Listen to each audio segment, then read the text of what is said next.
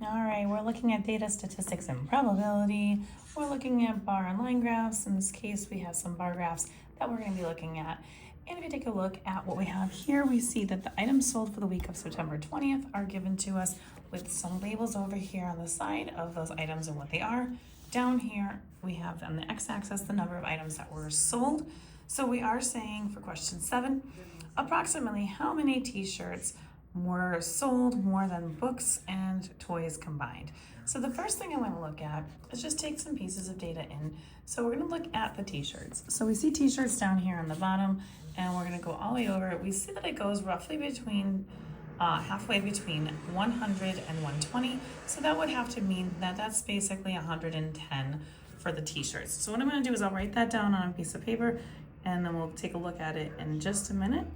And then we're going to focus on what we've got for the other two pieces here. So combined, we have books and toys. So if you look at the books right here and toys, the toys do roughly between 20 and 40. So that's roughly 30 right there. So that's going to be 30, and we're going to combine that with the one right below it, which is the books. And it looks like it's just over 40. So we're just going to call it 40 because it is saying approximately. So what we will have is a total of, looking at this, 110 t-shirts, and then combined between the toys and books, we've got 70. So if I just take a subtraction between this, 110 minus 70, I'm going to end up with roughly 40 for my combination, and how much more it is. And I see that 40 is an answer for A. So A would be my answer for this one. And then the next one says that 1/2 of the games that were sold during the week of September 20th, which we are talking about in this pictograph,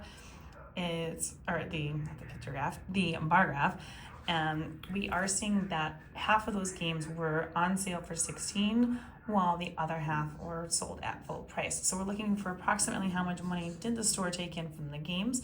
So we're going to go up here to the games, and we're going to focus on that one, which is the very top one. And we see that this is 40, this is 60. This approximately looks like half, or 50.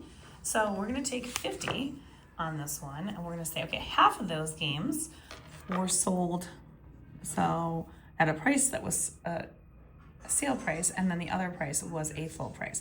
So we're going to do 50 divided by 2, which would mean 25 games each. So we're going to have 25 games being sold at $16 a piece. So we'll multiply that right there, and then we're going to do the other 25 games being sold at full price, which we were told was $24.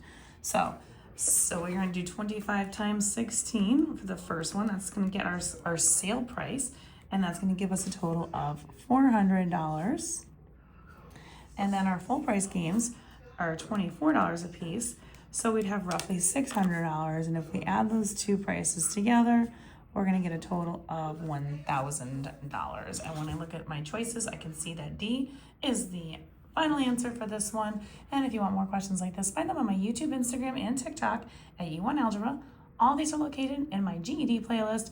And don't forget, like, share, follow, save it for later. Let me know what you think, and I'll see you soon.